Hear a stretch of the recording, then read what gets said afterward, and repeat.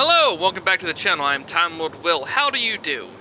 For those of you who just found this channel, it's been abandoned for quite some time, so hi. Before you is a PDF of the Alliance Player's Guide for Warcraft the RPG. I recommend if you can find the PDF, read it. It's really fun. It's a nice read if you like reading RPG books. The mechanics are kind of out of date here and there, but they have some stuff that I wish D&D would have or bring back, because this is actually based off D&D 3.5. So yeah, fun times there. See, the wild hammer dwarf racial trait. It's pretty cool. I think so, at least. Anyway, so this channel is going to be dedicated to me posting anything and everything I can think of, because that's what I do. That's what I've always done for this channel, and that's what I'm going to continue doing. The sound you hear is, me in the back, me driving, because why not? I'm bored most of the day anyway, and what I used to do while I drove around isn't happening anymore, so we'll do this. It's a nice stream of consciousness. I had to. I'm sorry if I'm moving things too fast. I'm having to constantly keep my phone active. My recording software is going to stop working because I have to keep it tied to my phone activity. Yay. But we're going to talk about WoW and how I'm probably playing the new expansion when it comes out. I can't dedicate enough time to it like I used to when Legion came out, and well, basically everything before Legion.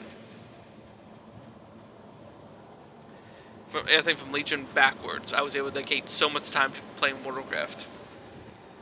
But that's different now. 2 kids and a full-time job that has my hours varying from 40 hours a week to 80 hours a week on bad weeks. But we're doing this best we can. So I like playing. I've always liked WoW. I like the lore mainly. The gameplay has always been okay. It's a gameplay I can just turn my brain off and do stuff in. I used to PvP.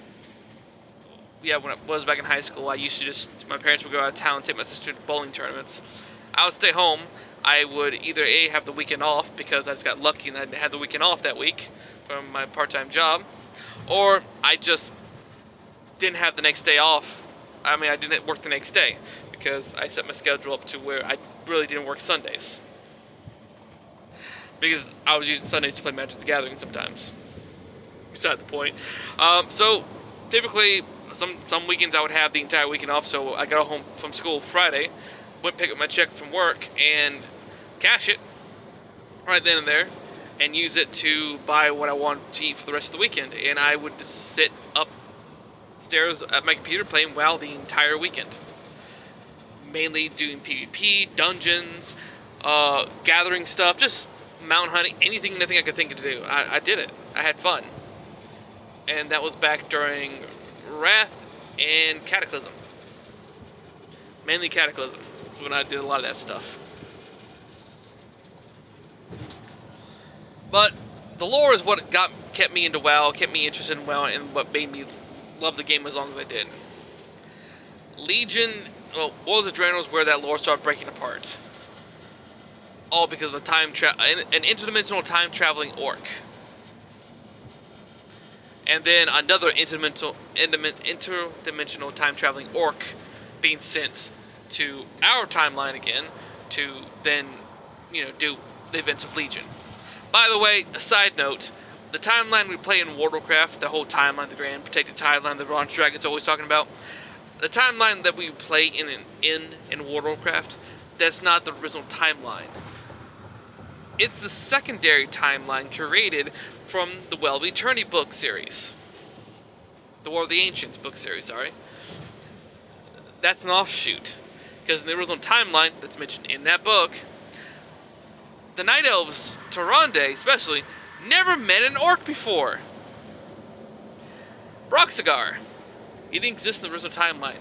The Tauren didn't help the Night Elves in the original timeline. All these other races never came to the Night Elves' aid in the original timeline for the fight over the Well of Eternity. So yeah, that happened. something that some people who do a lot of the lore stuff don't really cover is the time travel shenanigans, the timeline debacles. But I'll do that eventually, and I'm gonna have fun doing it.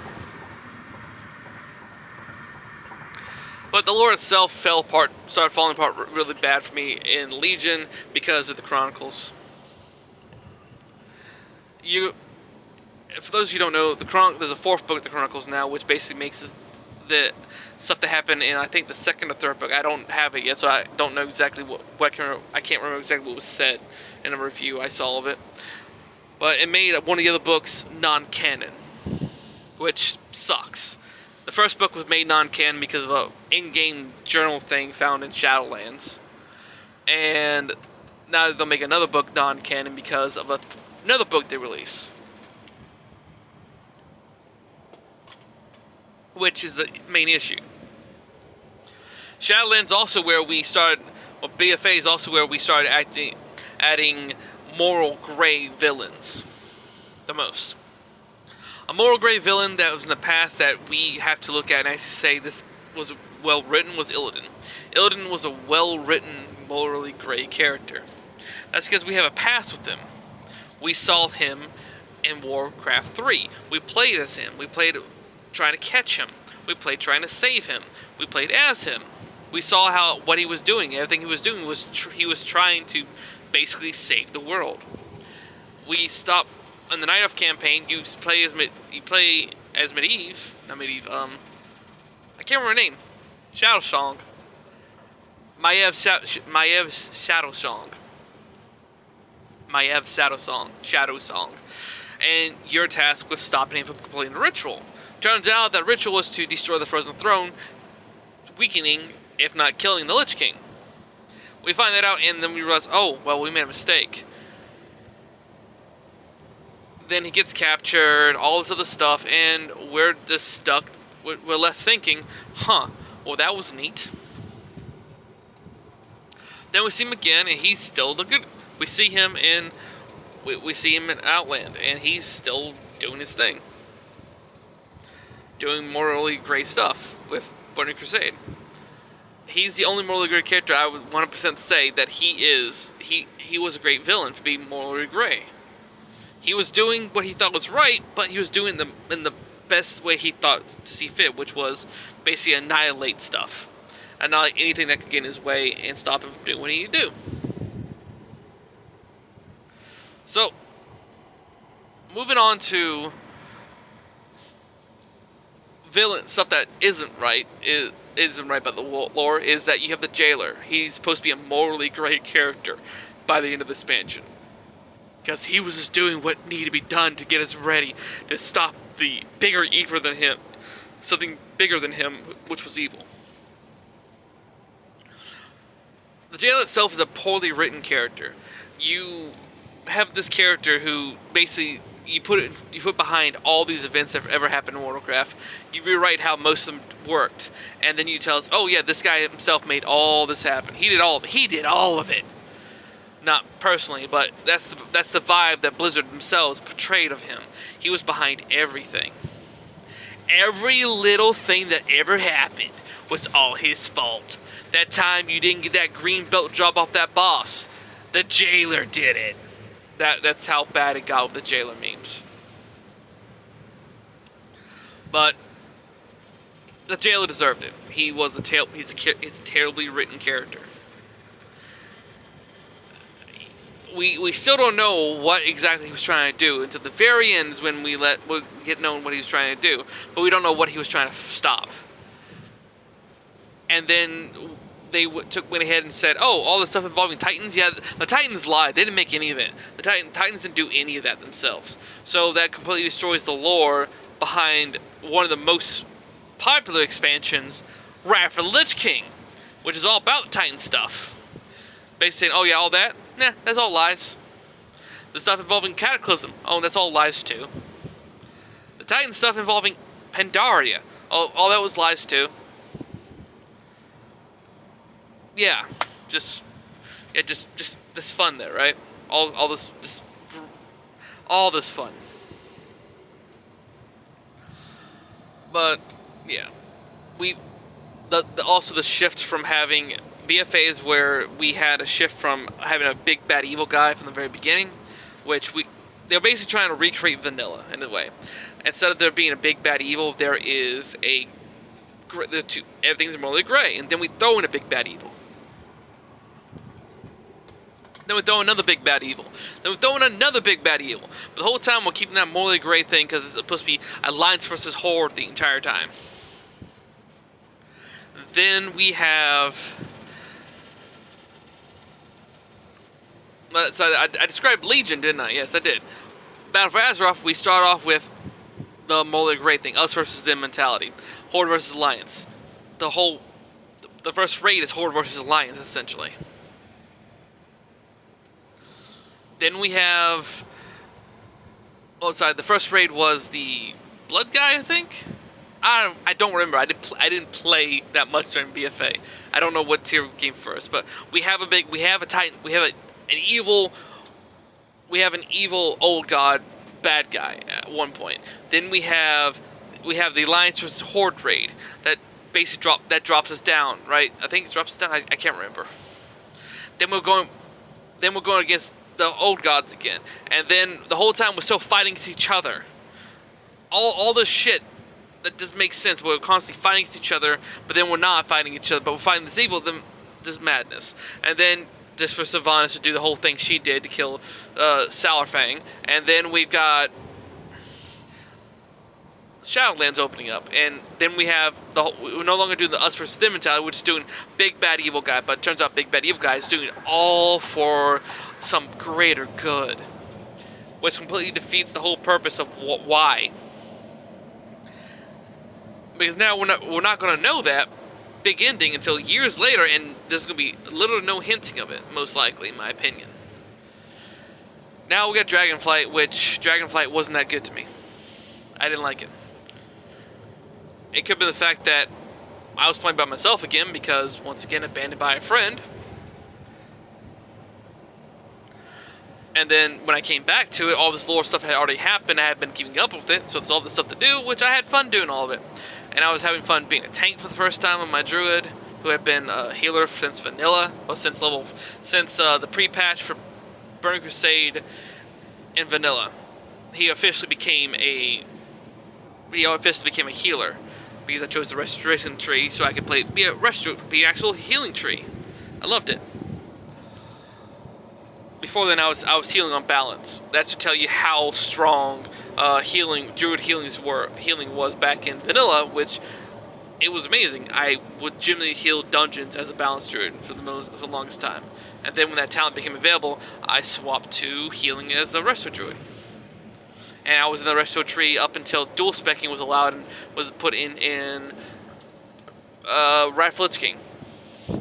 So yes, I leveled up in 2 expansions, and did all this content doing all this leveling up content as a resto druid. So it took a while for me to level up sometimes. Oh, it's Dryad. I like the Dryad art. Look at it. So cool. Yes, the old RPG book lets you play as a Dryad. It's pretty cool. They also let you play those mammoth centaurs guys up there in Northrend. You know, the big guys with the mammoth bottom half and then the big blue upper half. Yeah, you can play as one of those guys in the RPG book. They tell you how to level it down so you can actually play and not be overpowered. Same thing with Dragonkin and Wormkin and stuff like that. But I'm hoping that the new lore for I'm probably not going to pay much attention to the lore for War Within because I'm not going to have time. I'm more or less going to be focusing on just if the game's fun to play. With the whole camping system, I'm probably going to have fun just sitting there trying to get some transmog for whoever I put in my little camp. It's going to be my main character, my druid, going to be my warrior. That I've drugged that warrior around for years. Since Cataclysm, I've dragged him around, keeping him, never fully leveling him up, but keeping him close to max level so that I could just, maybe use him for something. I'm just torturing that poor dwarf. Might try Death Knight again. I don't know. But I'm really just hoping just to have fun with the expansion. Maybe without the maybe without the influence of someone wanting to take something way too seriously, make it a thing, I'm not gonna have fun. I might have fun. Legion was the last expansion I could honestly say I had the most fun in, and that was just because I was playing it every day, and I loved the artifact weapon system. I would level up my weapon anywhere between 1 to 3 times a day, and that's to tell you just how much shit I was doing every day. PvP, dungeons, archaeology, everything. Was archaeology? I think archaeology was, yeah, archaeology. Anything and killing random mobs, daily world quests, everything. I did anything and everything I could just to farm just a little bit more artifact power. That's honestly how I was keeping up with the rest of my guild for the longest time. Because we had a lot of leather wearers in our guild, the main guild I completed the expansion with. And so gear for leather workers was kind of scarce, and I usually passed up stuff because I would still have a higher gear score than a lot of people would, because I put so much time into leveling up my weapon. Put a lot of time in leveling up that weapon. I am interested to see some of the news, see the Spider Zone. I'm interested in that because I do like the Nerubians. They've always been interesting to me. They were my favorite undead unit. The Nerubians were my favorite undead unit in Warcraft 3. That's a big thing about World of Warcraft to me. I loved Warcraft 3. I loved playing it. And when the what was it? Let's see, what was it? It wasn't Battlegrounds, it was that, wherever that feature was in, that feature that was introduced in Battle for Azeroth that lets you just go into like a little one faction battleground, where you assaulted either you assaulted, I can't remember the name of it, Stormgrad, or Ashen or Darkshore. What I can't remember, war something. I cannot remember the name of that feature, but I liked it for the simple fact that I thought it was going to be actual PvP. Like actually going in there and the two sides are fighting each other to basically have the NPCs beat each other to death, and you're in there helping kill the NPCs, and it basically came down to you pushing back, one side pushing against the other. Basically, what Alterac Valley was, for the most part, where the two sides were trying to build up resources to get out the big juggernaut raid boss and have it push the line, and then they push up with the raid boss. Stuff like that. That's one thing I wish I could go back and play more of, is Alterac Valley back the way it should be played, where you capture the mines, you get the animals back up, you loot the bodies and turn the stuff into your quartermaster and everything else, so you get the dwarves, dwarven side, you get the dwarves to come run in, get the giant tree element to just start slamming down into the horde forces, all this stuff, but people rush everything now. And that takes some of the fun out of it. I really am hoping that I enjoy World of Warcraft. I want to make content on it as well, which I'm probably going to make anyway, whether I enjoy it or not, because I want to use that subscription. And if I don't end up enjoying War Within and I give up on it again, I'm probably going to go back to playing Ascension, Project Ascension, or might give the RuneScape WoW thing a try, or Turtle WoW, or I don't know, I might just play ESO. I love ESO too. But that's enough for this one. Hope y'all have fun listening to me talk or ramble. Goodbye.